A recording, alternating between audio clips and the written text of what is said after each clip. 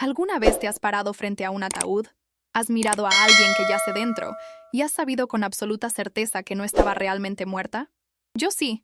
Y déjame decirte que ese momento cambió todo lo que creía saber sobre la confianza, la familia y hasta dónde puede llegar una persona para ocultar la verdad. Me llamo Sara, y esta es la historia de cómo detuve el funeral de mi hermana Emma, porque sabía que no estaba muerta. Estaba envenenada. Y si no actuaba rápido, de verdad iba a morir. Sé que suena una locura, como algo sacado directamente de una película de suspenso, pero te juro que cada palabra de lo que estoy a punto de compartir contigo es la aterradora realidad que viví hace apenas 6 meses. El peso de ese conocimiento, el terror absoluto de ser la única persona en una habitación llena de dolientes que conocía la horrible verdad, todavía me persigue en mis sueños y me despierta en medio de la noche con el corazón acelerado. Pero antes de contarte sobre ese momento desgarrador cuando me puse de pie y grité para que todos se detuvieran, cuando exigí que abrieran ese ataúd y salvaran la vida de mi hermana, necesito llevarte de vuelta a donde realmente comenzó esta pesadilla. Necesito que entiendas la relación que Emma y yo teníamos, el amor que compartíamos, y por qué yo era la única persona que podía ver a través del elaborado engaño que casi le cuesta todo. Emma y yo éramos más que hermanas. Éramos mejores amigas, confidentes, cómplices desde la infancia. Creciendo en un pequeño pueblo de Vermont, solo nos teníamos la una a la otra. Nuestros padres murieron en un accidente automovilístico cuando yo tenía 16 años y Emma 14, dejándonos para navegar el sistema de hogares de acogida y eventualmente, cuando cumplí 18 años, me convertí en su tutora legal. Esos años forjaron un vínculo entre nosotras que la mayoría de los hermanos nunca experimentan. La conocía mejor de lo que me conocía a mí misma. Cada expresión facial, cada cambio sutil en su estado de ánimo, cada peculiaridad y hábito. Podíamos terminar las frases de la otra, sentir cuando algo andaba mal incluso desde kilómetros de distancia. Y teníamos este entendimiento tácito de que siempre, siempre nos protegeríamos la una a la otra sin importar qué. Recuerdo las noches que pasábamos en nuestro pequeño dormitorio compartido en el hogar de acogida, susurrando nuestros sueños y miedos mientras los sonidos de nuestra familia temporal resonaban a través de las paredes delgadas. Emma quería ser fotógrafa, viajar por el mundo y capturar momentos de belleza y verdad. Yo quería ser maestra, darles a otros niños la estabilidad y el apoyo que habíamos perdido cuando nuestros padres murieron.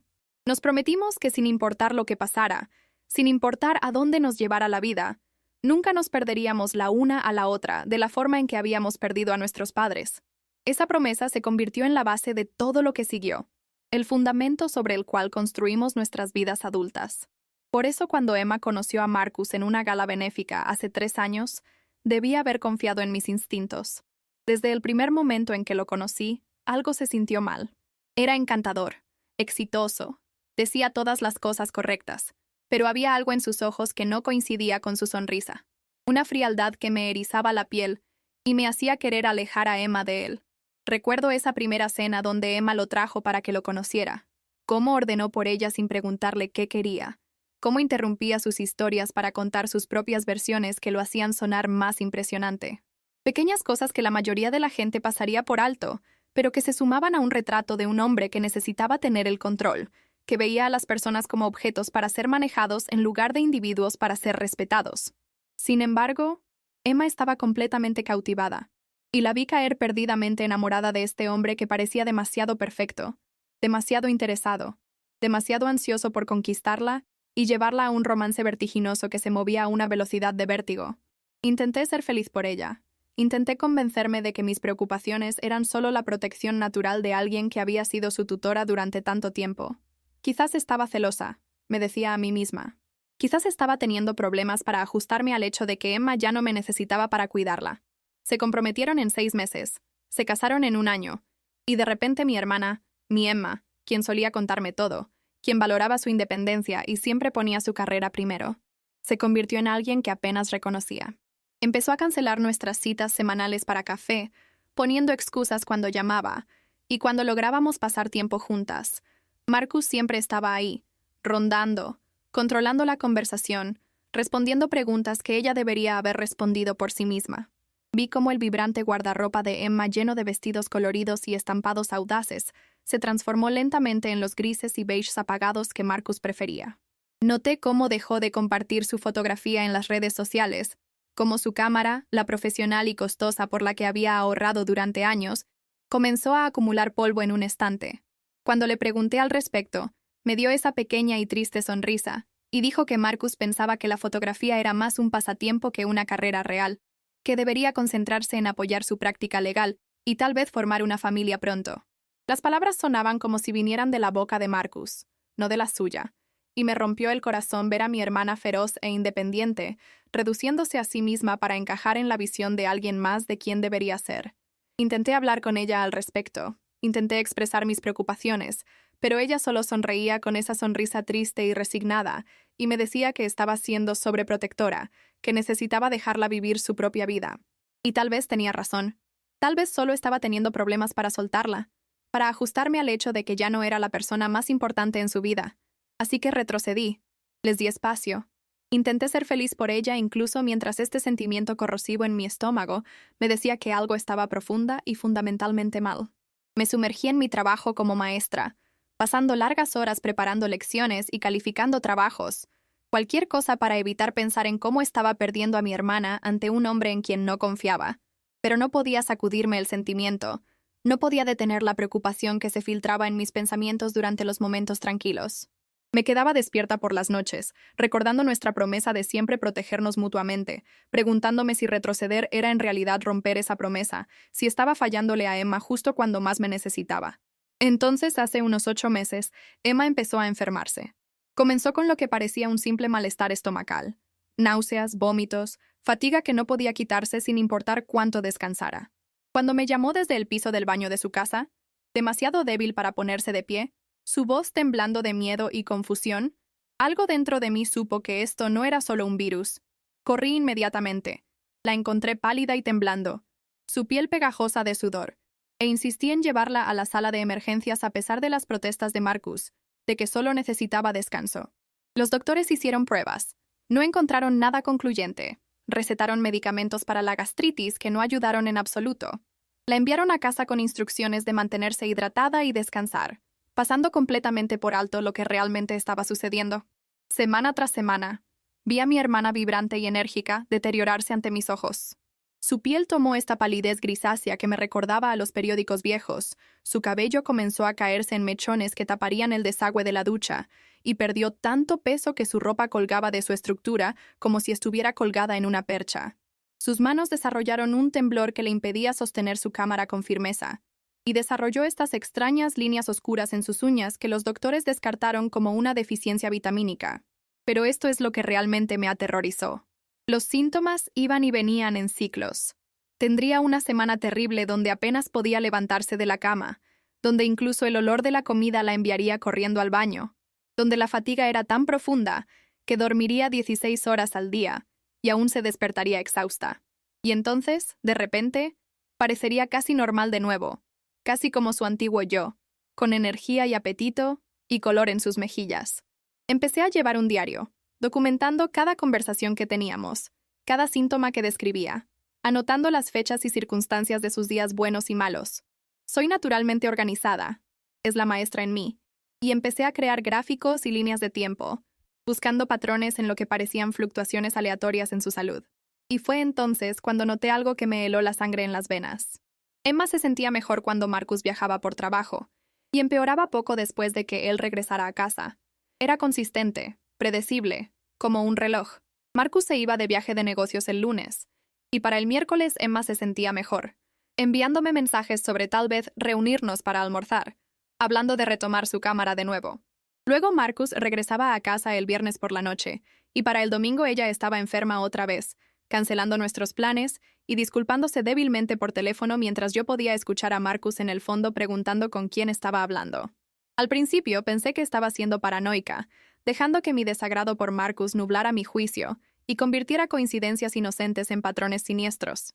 De hecho, hice una cita con una terapeuta, pensando que tal vez necesitaba ayuda para lidiar con mis problemas de control y mi incapacidad para dejar ir a Emma. Pero durante esa sesión, cuando expuse la línea de tiempo y el patrón que había notado, la terapeuta no descartó mis preocupaciones como esperaba.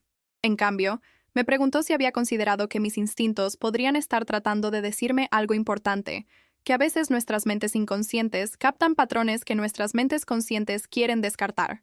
No podía sacudirme el sentimiento. No podía ignorar la forma en que mis instintos me gritaban cada vez que los veía juntos, cada vez que él le traía una taza de té con esta mirada particular en su rostro. Satisfacción mezclada con algo más que no podía identificar del todo. Empecé a investigar obsesivamente, pasando horas tarde en la noche leyendo revistas médicas, casos de crímenes reales, artículos sobre síntomas de envenenamiento y patrones de abuso doméstico. Aprendí sobre el envenenamiento por arsénico, sobre cómo los asesinos de la era victoriana lo usaban porque los síntomas imitaban enfermedades comunes. Leí sobre casos modernos donde cónyuges habían envenenado lentamente a sus parejas por dinero del seguro o para estar libres para tener aventuras. Lo que descubrí me aterrorizó porque los síntomas de Emma coincidían casi perfectamente con el envenenamiento por arsénico. La naturaleza cíclica, la angustia gastrointestinal, la caída del cabello, la fatiga, los cambios en las uñas, incluso la forma en que sus síntomas mejoraban temporalmente cuando no estaba expuesta a la toxina. Todo encajaba como piezas de un horrible rompecabezas haciendo clic en su lugar. Sabía que tenía que hacer algo.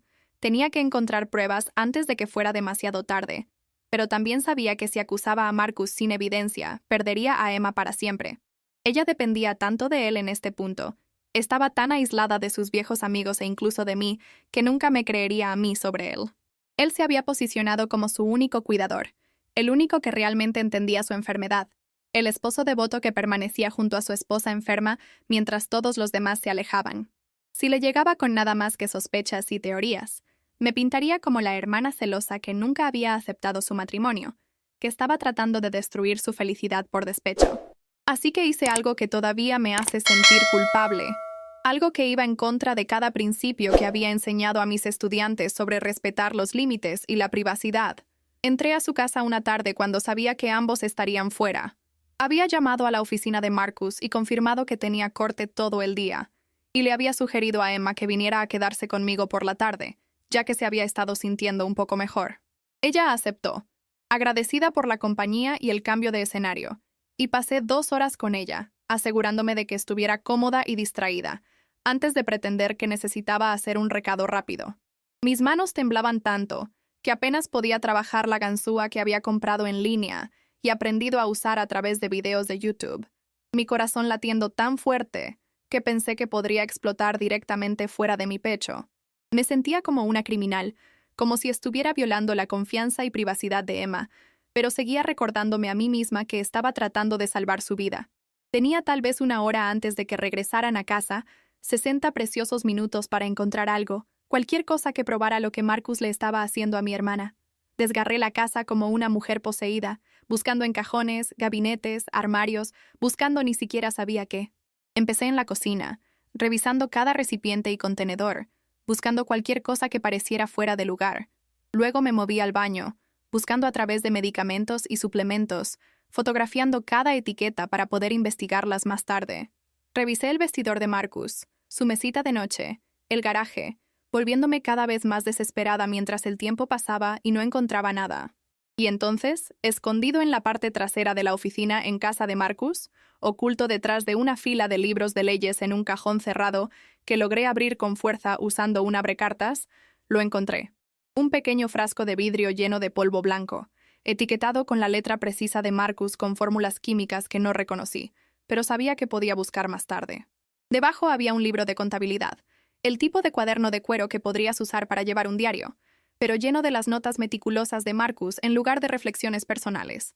Mis manos temblaban mientras fotografiaba cada página de ese libro con mi teléfono, apenas capaz de creer lo que estaba viendo, teniendo que detenerme y secarme las lágrimas de los ojos para que la cámara enfocara correctamente.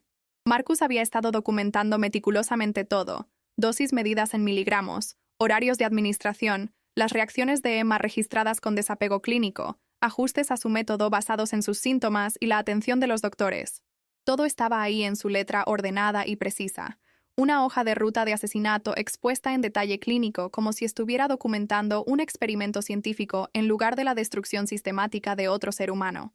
Había estado envenenándola lenta y cuidadosamente durante meses, y según sus notas, estaba planeando aumentar la dosis pronto, señalando que su cuerpo había desarrollado cierta tolerancia y necesitaba acelerar la línea de tiempo. Había cálculos de su peso corporal, notas sobre pólizas de seguro y sus términos de pago, incluso una línea de tiempo tentativa para el funeral y sus planes para después. Había escrito sobre cómo necesitaba mantener la apariencia del esposo devoto, cómo necesitaba asegurarse de que los doctores no descubrieran el veneno hasta después de que Emma estuviera muerta y cremada. La naturaleza fría y calculadora de todo. La completa ausencia de cualquier remordimiento o reconocimiento de que estaba destruyendo a una persona que había prometido amar y apreciar, me hizo querer vomitar ahí mismo en su oficina. Quería gritar. Quería agarrar a Emma y correr tan lejos como pudiéramos. Quería quemar esa casa con todos los planes cuidadosamente establecidos de Marcus dentro.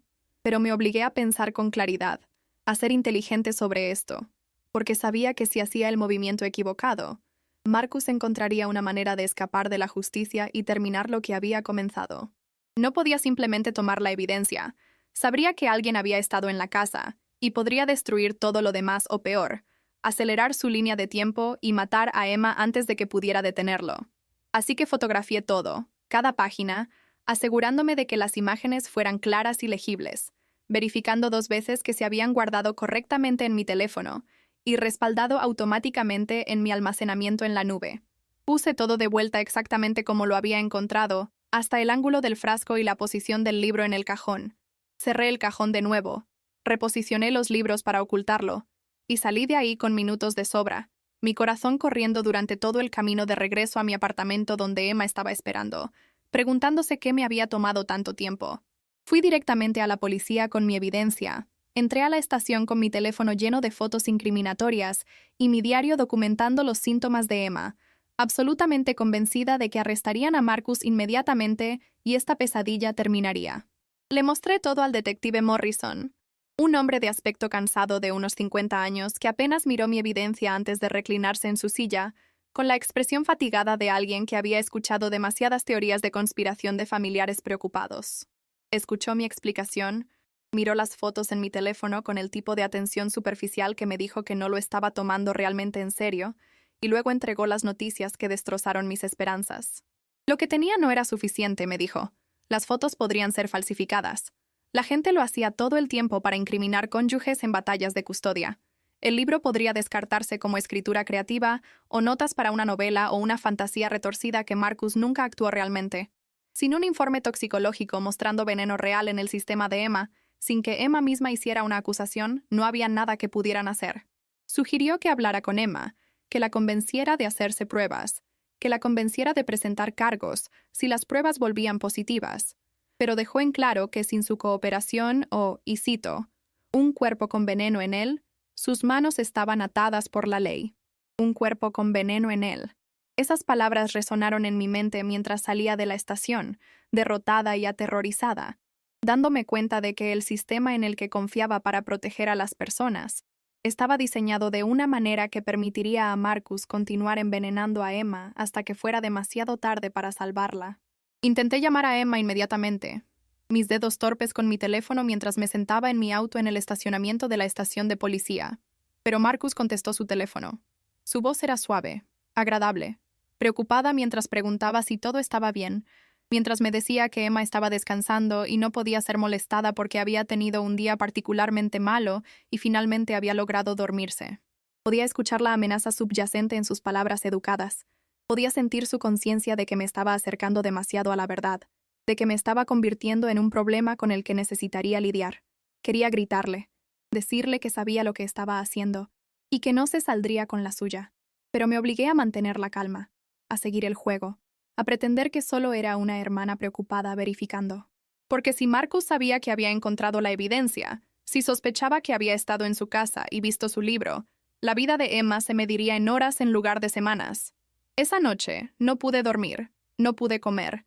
Apenas pude funcionar mientras trataba de averiguar mi próximo movimiento. Consideré entrar a su casa de nuevo y simplemente llevarme a Emma por la fuerza, pero sabía que Marcus llamaría a la policía y yo sería la arrestada por secuestro. Pensé en intentar pasarle a Emma una nota durante una de nuestras visitas, advirtiéndole sobre Marcus, pero sabía que él monitoreaba todo, su teléfono, sus correos electrónicos, probablemente incluso sus conversaciones cuando él no estaba en la habitación. Estaba atrapada en esta horrible situación donde tenía la verdad y la evidencia, pero ninguna forma legal de actuar sobre ella, viendo el reloj contar hacia la muerte de Emma y sintiéndome completamente impotente para detenerlo. Caminé por mi apartamento hasta las 3 de la mañana, repasando cada escenario posible, tratando de encontrar alguna forma de salvar a mi hermana que no empeorara las cosas. Y entonces, a las 3:17 de la mañana según la marca de tiempo en mi teléfono, Marcus me llamó. Su voz estaba ahogada con lo que sonaba como genuino dolor, quebrándose en las palabras mientras me decía que Emma había muerto mientras dormía, que se había despertado para encontrarla fría y sin vida a su lado, que los paramédicos estaban ahí pero no había nada que pudieran hacer, que necesitaba venir de inmediato. No recuerdo conducir a su casa, no recuerdo el viaje de 20 minutos que debe haberme llevado allí, pero de repente estaba parada en su dormitorio, mirando el cuerpo de mi hermana en la cama, rodeada de paramédicos que estaban empacando su equipo con la eficiencia resignada de personas que habían visto la muerte demasiadas veces. Emma se veía en paz, casi como si estuviera durmiendo, su cabello extendido sobre la almohada y su rostro relajado de una manera que no había visto en meses. Pero había una quietud antinatural en ella, una completa ausencia de los movimientos sutiles que definen la vida, el ascenso y descenso de la respiración, el aleteo de los párpados durante los sueños, los ligeros cambios de posición que incluso las personas profundamente dormidas hacen. Su piel había adquirido una cualidad cerosa que la hacía parecer más una escultura que una persona, y sus manos, dobladas sobre su pecho, ya se estaban enfriando, el calor filtrándose de ella hacia las sábanas debajo. Marcus estaba sentado en la esquina, su rostro en sus manos, sus hombros temblando con sollozos que se sintieron performativos incluso en mi estado de shock. Levantó la vista cuando entré, y por solo una fracción de segundo, antes de que la máscara de dolor se volviera a colocar, vi algo más en sus ojos. Satisfacción, triunfo, la mirada de un jugador de ajedrez que acababa de ganar el juego. Los paramédicos explicaron que parecía que su corazón simplemente había cedido, que dado sus problemas de salud recientes, no era del todo inesperado, y que el médico forense realizaría una autopsia para determinar la causa exacta de la muerte. Una autopsia. La palabra cortó mi niebla de dolor como un cuchillo. Si realizaban una autopsia, encontrarían el veneno.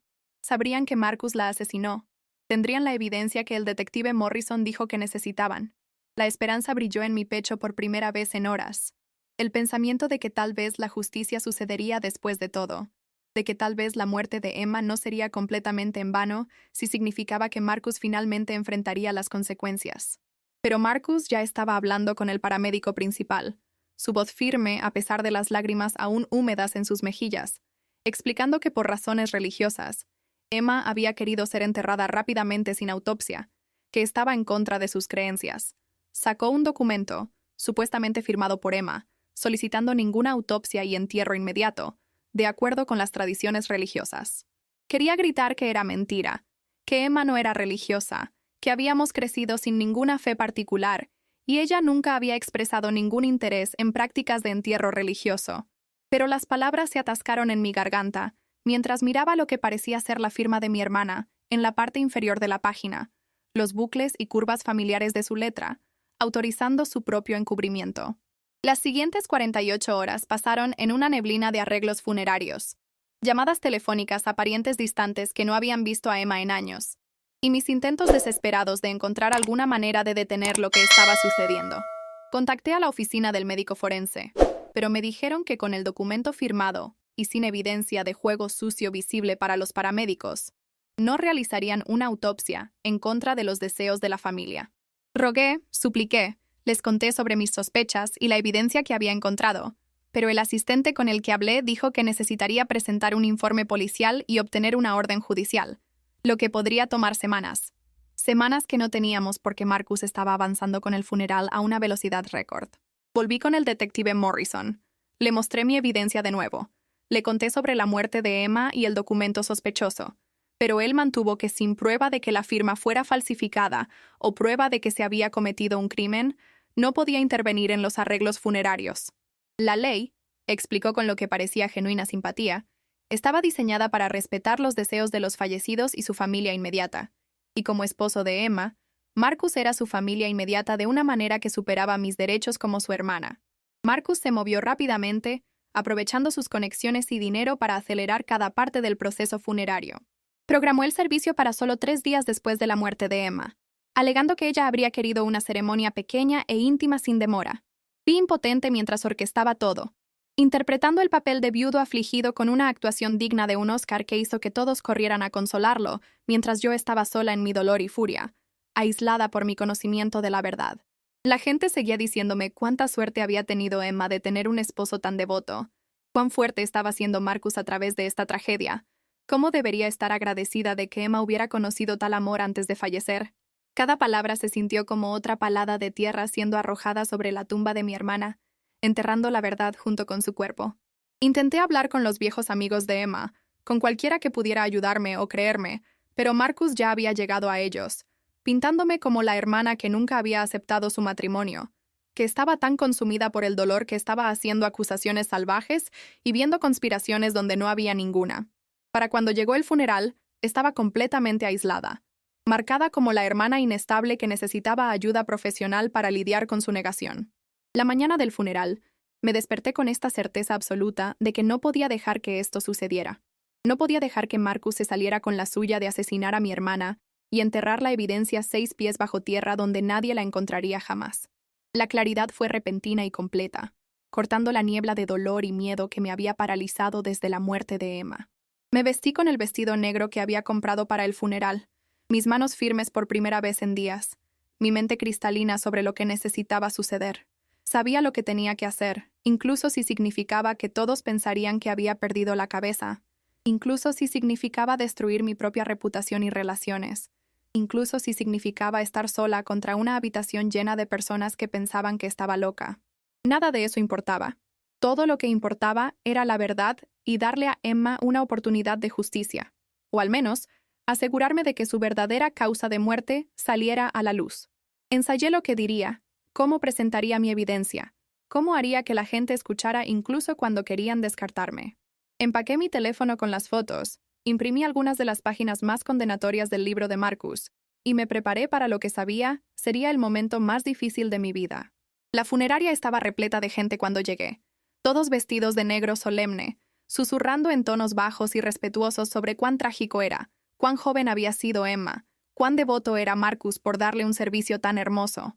Reconocía a algunos de ellos, los colegas de Emma de antes de que renunciara a su trabajo, vecinos de su calle, los asociados profesionales de Marcus, que probablemente nunca habían intercambiado más que cortesías con Emma. La ausencia de personas que realmente habían conocido a Emma, que la habían amado por quien realmente era, me golpeó mientras caminaba entre la multitud.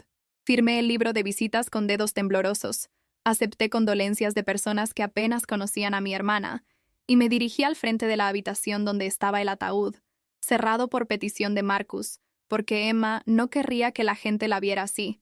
Flores lo rodeaban. Arreglos elaborados que deben haber costado miles de dólares. La forma de Marcus de representar el dolor a través de exhibiciones costosas.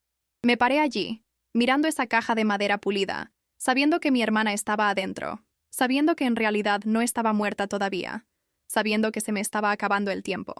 ¿Sabes?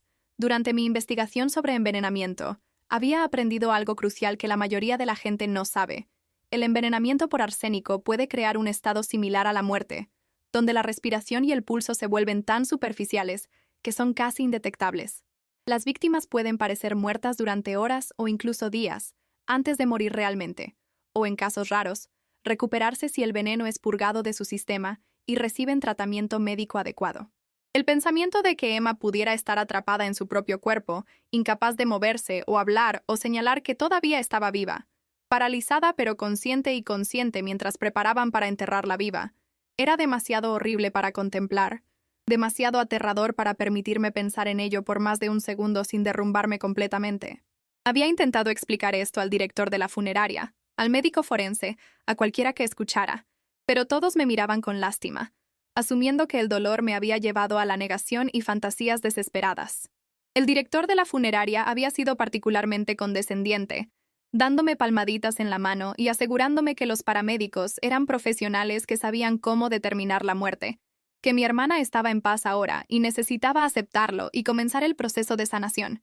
Pero yo sabía lo que sabía, había hecho la investigación, entendía la ciencia de cómo el arsénico afecta el cuerpo y el sistema nervioso.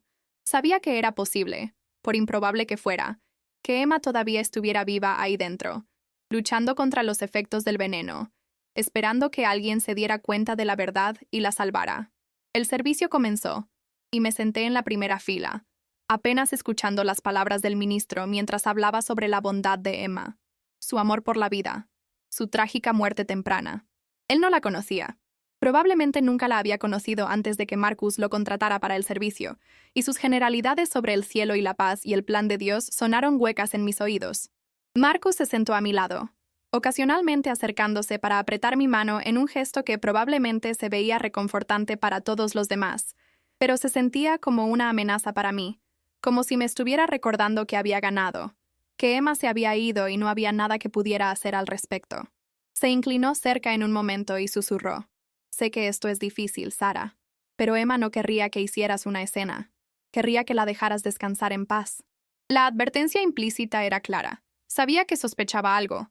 Sabía que había ido a la policía. Y me estaba desafiando a actuar al respecto, confiado en que nadie me creería, y que cualquier interrupción solo cementaría mi reputación como la hermana desquiciada que no podía aceptar la realidad. La gente se puso de pie uno por uno para compartir recuerdos de Emma, y los escuché hablar sobre una versión de mi hermana que apenas se parecía a la mujer que conocía, sus historias higienizadas y genéricas, revelando cuán poco realmente la habían conocido. Hablaban de su sonrisa, su bondad, su belleza, pero ninguno mencionó su pasión por la fotografía, su sentido del humor malicioso, su feroz independencia que Marcus había aplastado sistemáticamente. Estaban elogiando a una extraña, un personaje bidimensional que Marcus había construido para reemplazar a la Emma real. Cuando fue mi turno de hablar, caminé al podio con piernas temblorosas. Miré el mar de rostros mirándome con simpatía y expectativa, y abrí mi boca para entregar el elogio que había preparado, el discurso seguro y aceptable sobre amar a mi hermana y extrañarla y atesorar nuestros recuerdos juntas. Pero las palabras que salieron no fueron nada como lo que había escrito. En cambio, me escuché decir, mi voz clara y fuerte: «Emma no está muerta». La habitación quedó completamente en silencio. El tipo de silencio que es tan profundo que puedes escuchar tu propio corazón latiendo atronadoramente en tus oídos. Escuchar el roce de la ropa mientras la gente se mueve incómodamente. Escuchar el suave zumbido del aire acondicionado que había sido invisible bajo el murmullo de la conversación. Cada ojo en la habitación se fijó en mí, algunos con preocupación, algunos con shock, algunos con el horror naciente de personas que piensan que están presenciando un colapso mental en tiempo real. «Ha sido envenenada», continué, mi voz haciéndose más fuerte con cada palabra, alimentada por meses de verdad suprimida y convicción desesperada. «No está muerta. Está en un estado similar al coma causado por envenenamiento crónico por arsénico. Y si la enterramos ahora, la estaremos enterrando viva». La reacción fue inmediata y caótica. La gente empezó a murmurar, el sonido creciendo de susurros a conversación directa, algunos poniéndose de pie en shock, otros mirándome con horror y lástima, otros más mirando a Marcus para ver cómo respondería al aparente colapso de su cuñada. Marcus saltó de su asiento, su rostro una máscara perfecta de dolor herido mezclado con preocupación, y dijo con una voz que llegó a cada rincón de la habitación: «Sarah, por favor, sé que estás sufriendo, pero esto no es...». Lo interrumpí, mi voz resonando por la funeraria con una autoridad que no sabía que poseía. Años de manejo de aula y lidiar con estudiantes difíciles repentinamente dando frutos de esta manera tan inesperada. «Tengo pruebas», dije, sacando mi teléfono y sosteniéndolo en alto para que todos lo vieran. «Tengo fotografías del veneno que Marcus ha estado usando, del libro donde documentó cada dosis, cada síntoma, cada paso de su plan para asesinar a mi hermana tan lentamente que nadie sospecharía». Empecé a caminar hacia el ataúd, y varias personas se movieron para detenerme, manos extendiéndose para contener a la mujer loca que estaba interrumpiendo esta ocasión solemne, pero las empujé con una fuerza nacida de pura desesperación y determinación. «Necesitamos abrir este ataúd ahora mismo y verificar signos de vida. Necesitamos llamar a una ambulancia y llevarla a un hospital antes de que sea demasiado tarde». Mi voz se quebró en esas últimas palabras, la emoción abrumando el control cuidadoso que había mantenido, porque sabía cuán loca sonaba. Sabía cómo se veía esto para todos los que miraban, pero también sabía que era la única oportunidad de Emma. Marcus estaba gritando ahora, diciéndole a todos que claramente había tenido un colapso, que el dolor me había vuelto delirante, que la seguridad necesitaba escoltarme inmediatamente antes de que traumatizara más a todos con mis acusaciones salvajes y fantasías desesperadas. El director de la funeraria estaba tratando de restaurar el orden, su calma profesional agrietándose mientras pedía a todos que por favor se calmaran, que le dieran espacio a la familia para lidiar con esta situación difícil. Pero yo ya estaba en el ataúd, mis manos en la tapa, tratando de averiguar cómo abrirlo, mis dedos arañando el sello mientras Marcus intentaba apartarme físicamente, su agarre en mi brazo lo suficientemente fuerte como para dejar moretones. Y entonces, en ese momento de caos absoluto, con docenas de personas gritando y Marcus tratando de arrastrarme lejos del ataúd, lo sentí, la vibración más tenue contra la madera, tan sutil que casi la pierdo bajo el ruido y la confusión. Vino de nuevo, más fuerte esta vez. Un pequeño golpe desde dentro del ataúd que envió electricidad disparándose por mis venas. Grité, lo suficientemente fuerte como para cortar todos los demás sonidos en la habitación. ¡Se está moviendo! ¡Está viva ahí dentro! ¡Alguien ayúdeme a abrir esto! No sé si la gente realmente me creyó, o si la pura intensidad de mi convicción, la certeza absoluta en mi voz, fue suficiente para hacerlos dudar de sus suposiciones y darme el beneficio de la duda. Pero de repente las manos me estaban ayudando en lugar de contenerme, y juntos logramos abrir el ataúd, el sello rompiéndose con un silbido que sonó como un jadeo en la habitación silenciosa. Ahí estaba, mi hermana Emma, tendida perfectamente quieta en un vestido blanco, sus manos dobladas sobre su pecho, pareciendo para todo el mundo como un cadáver pacífico listo para el descanso eterno.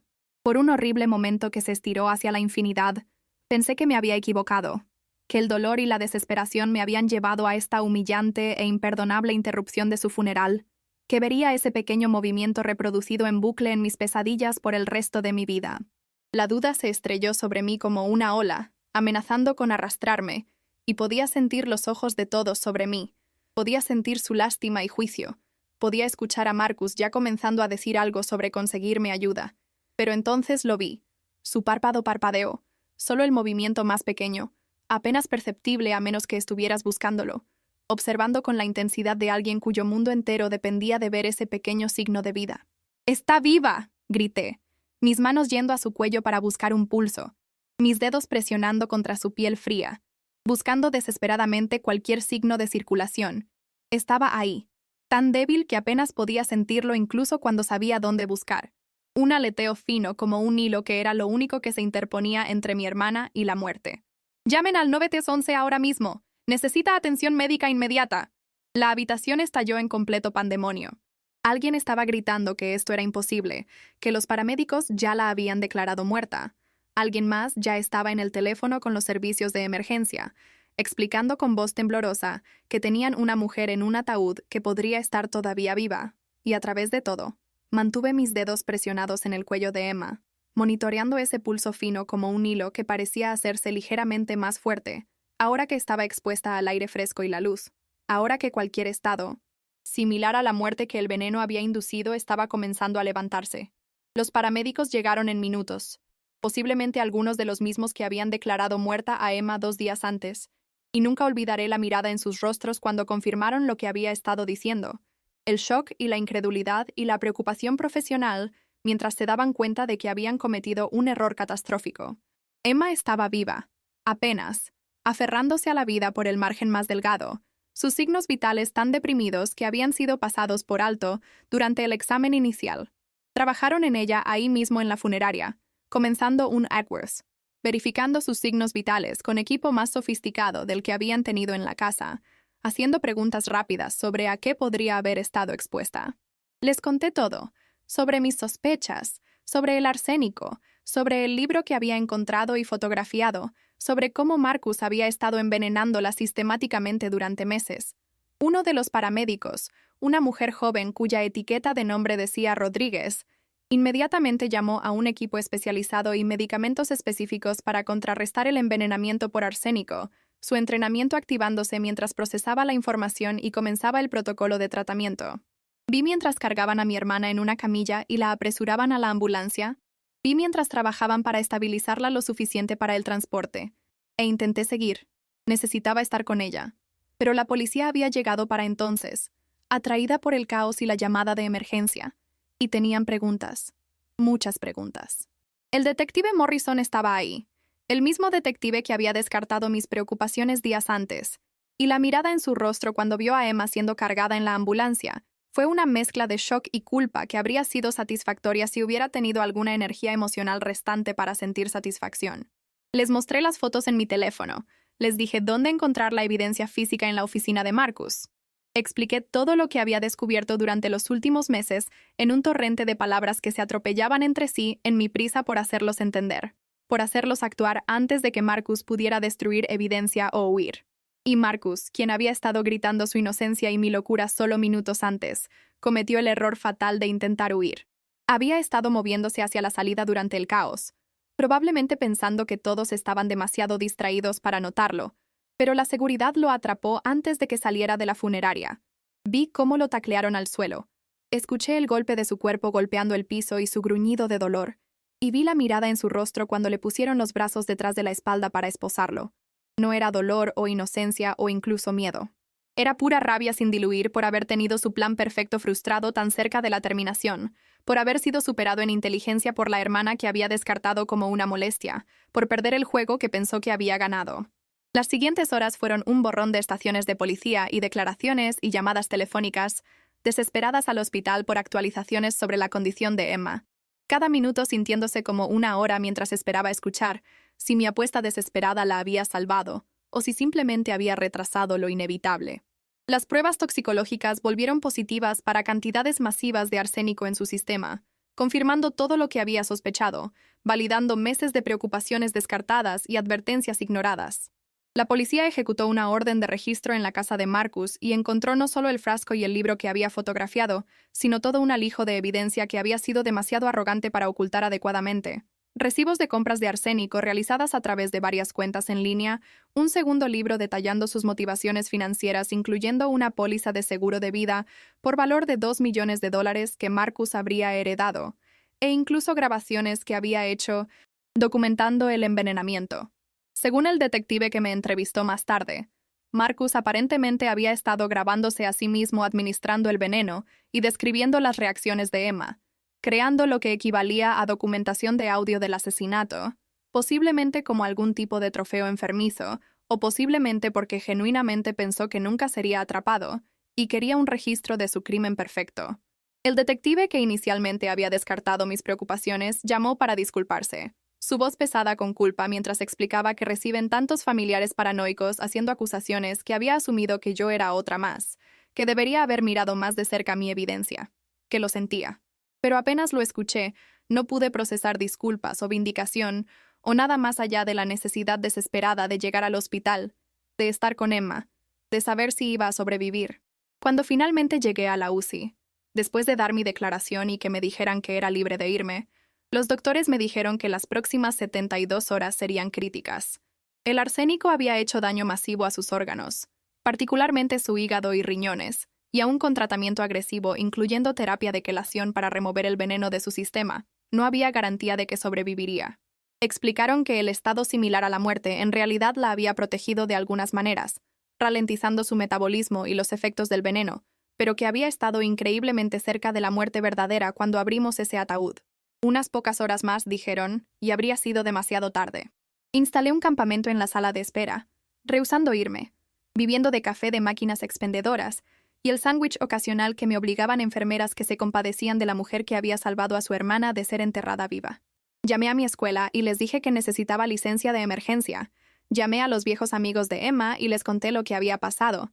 Vi cómo la noticia de la historia se difundió por nuestra pequeña comunidad, y luego más allá, mientras los medios de comunicación captaron el cuento sensacional. Pero todo eso se sintió distante y sin importancia comparado con la pregunta de si Emma despertaría, si se recuperaría, si mi acción desesperada en el funeral había sido suficiente. En el segundo día, los signos vitales de Emma comenzaron a mejorar. Los números en los monitores subiendo lenta pero constantemente mientras el tratamiento funcionaba, y su cuerpo comenzaba a purgar el veneno.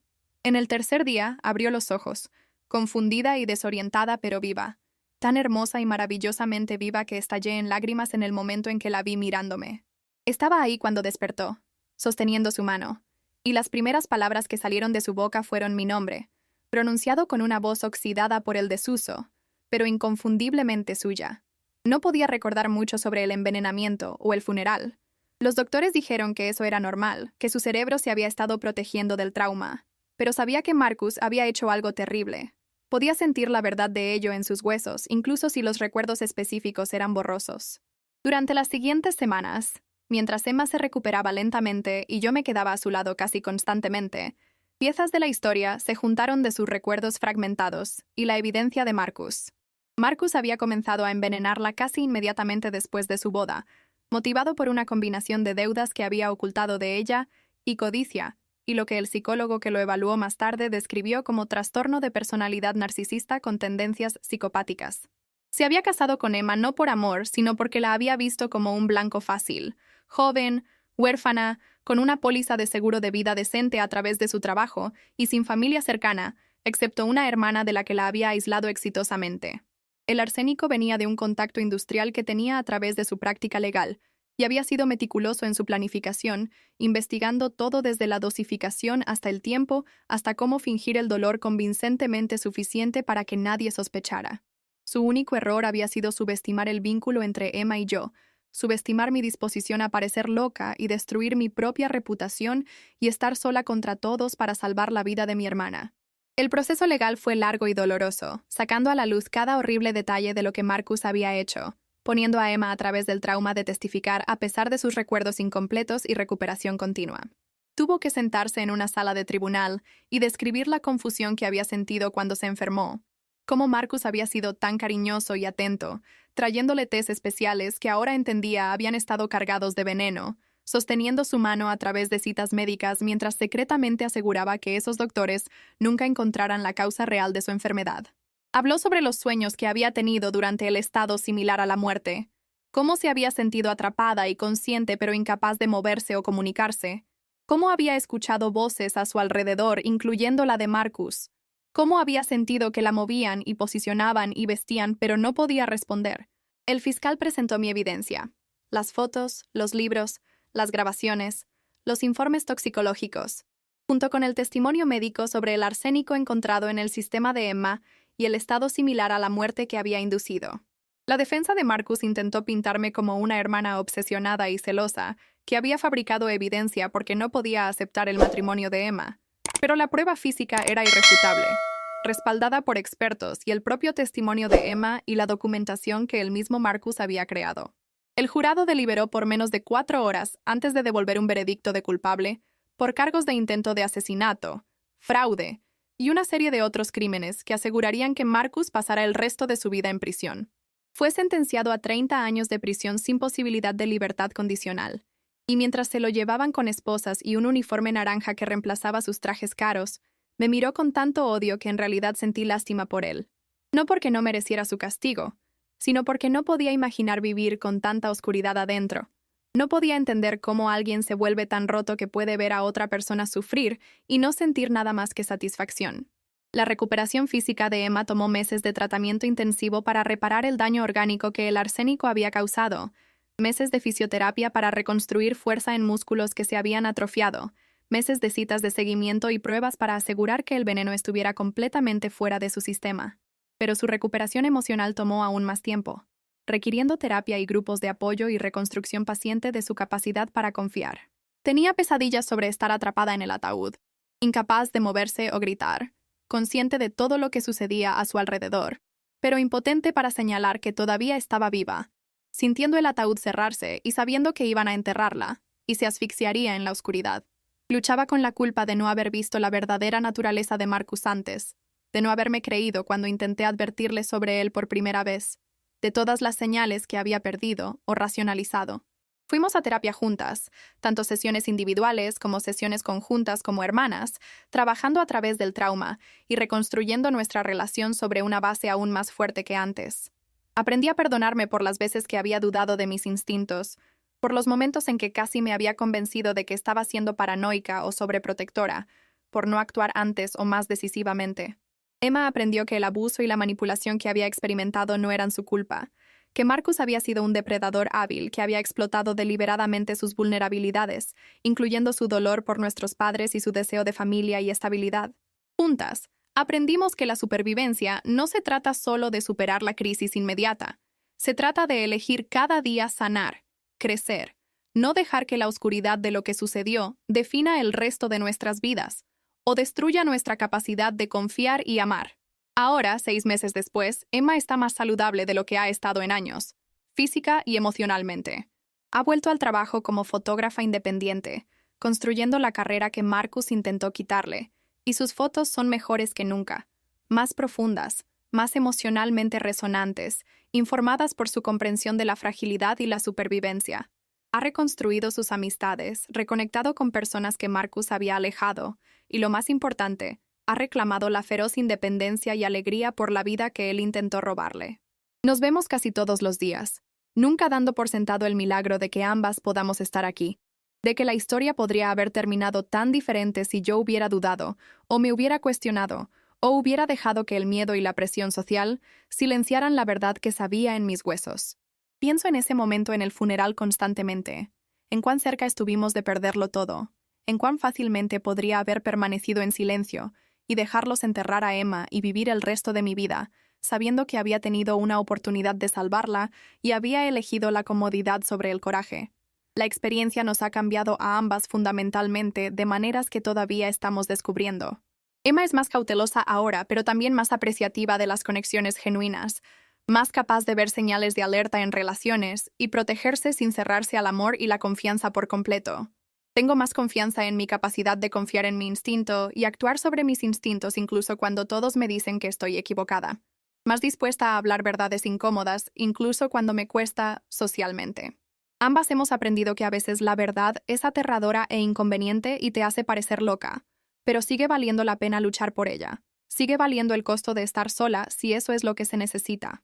Estoy compartiendo esta historia contigo hoy no solo porque es dramática, o porque tiene un final feliz contra todo pronóstico, sino porque quiero que entiendas algo crucial sobre la confianza y la intuición, y la importancia de escuchar cuando alguien a quien amas te dice que está preocupado.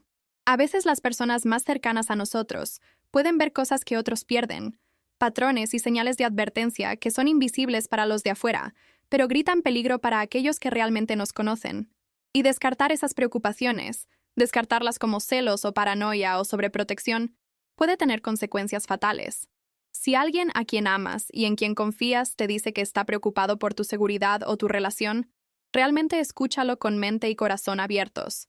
Si tus instintos están gritando que algo está mal incluso cuando no puedes articular exactamente qué o por qué, investiga esos sentimientos en lugar de apartarlos por el bien de la armonía social o evitar el conflicto.